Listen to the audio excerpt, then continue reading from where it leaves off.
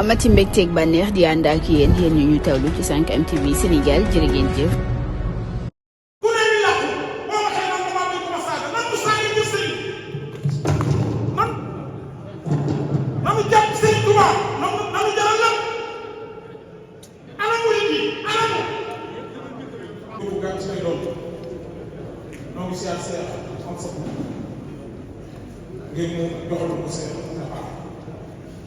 man nag ci may waxee mooy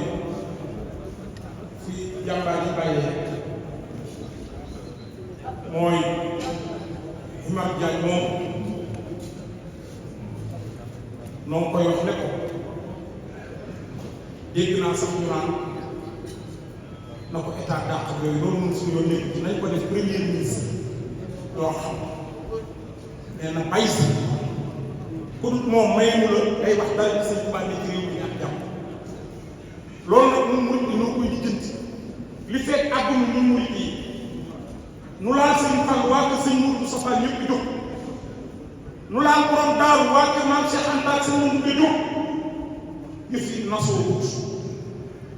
luy raam ci ñàkk bi la gën nanu taxaw yoon sëñ Tuubaa yi teg goy bi suñu bët naree xonk sëñ Tuubaa fekk ko fa mais nag moom rek nga woon tubaab bi mënul ko dara tey bari nu gën noo yegg murid moo wax day yàq ci léegi naan ba mu bàyyi duma lu tax ñu bàyyi duma pourquoi loolu est-ce que dañ koy wax rek toog di ko wax ci ay téléphone ak ñu moo tax nañ message dugal nañ recours ndax bii pass dañ koo yóbbu ñu ne perte nañ benn fan démb gis ngeen ñu ko xay sëriñ si fii san ma leen a sax digal dama leen di naan ku ci ne ànd ay taalibe yu nekk ci dëkk bi na ñëpp mobilisé wu ñu defoon ci mandat bi benn message yi taxaw ko rek la ñuy mu jeex ci bonne foi pour tout sëñ Bamba du borom gars yi ñu yëpp sëñ Tuubaa yëpp ñu ma man yëpp ñu ma non dëkk Dakar yëpp ñu pourquoi ñu yëpp sëñ bi état mooy lan ak par mooy lan nanu taxaw ñoom sëñ Tuubaa bi mu jaral ko bakkan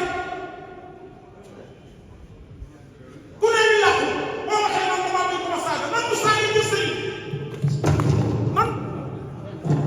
nanu jàpp sëñ Tuubaa nanu jaral lan ana mu yi ana mu jërëjëf sëñ Tuubaa jërëjëf sëñ Tuubaa jërëjëf sëñ Tuubaa jërëjëf sëñ Tuubaa jërëjëf dana saa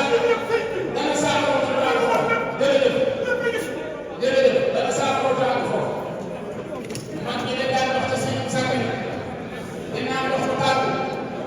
di ma ay xam loolu daa xam buy dana saa faraw sa wàllu foofu dana saa faraw sa wàllu foofu